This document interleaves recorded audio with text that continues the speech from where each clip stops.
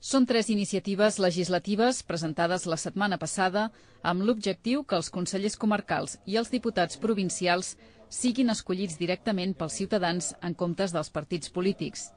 Tot i que la llei de vegueries és inaplicable fins que no es modifiquin lleis estatals, Solidaritat ja proposa un sistema d'elecció dels consells de vegueria, qüestió que encara no està contemplada a la llei de vegueries.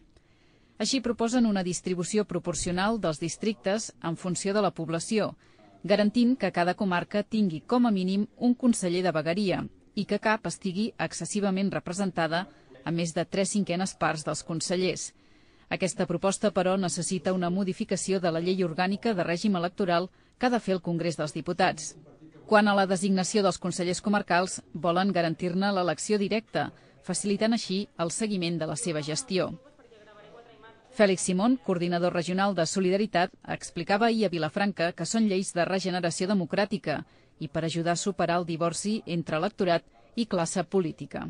Les dues proposicions de llei que ja hem presentat en el Parlament demana que tant els consells comarcals com els futurs consells de vegueria s'escolleixin a partir d'una votació que es faci el mateix dia que anem a votar per les municipals, que nosaltres puguem, cada municipi, votar les diferents propostes que cada partit faci, de tal manera que automàticament es puguin fer la constitució tant de consells comarcals com del Consell de Vegueria respectiu i, per tant, el ciutadà pugui escollir directament el seu representant. El cap de llista de Solidaritat a Vilafranca, Salvador Busquets, ha aprofitat la convocatòria per presentar l'eslògan de la candidatura a les eleccions municipals.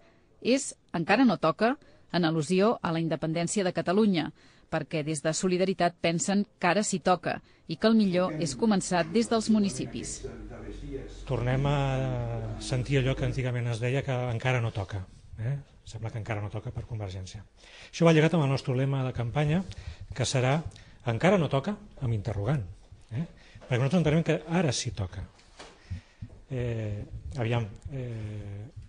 Nosaltres tenim 3 parlamentaris en el Parlament que s'han arriscat i des d'ahir estan davant del Parlament, al Parc de la Ciutadella, acampats per fer pressió i perquè això s'accepti i que Convergència reaccioni.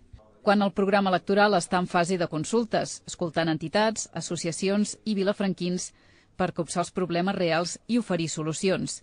Segons avancen, el programa final no serà un document tancat.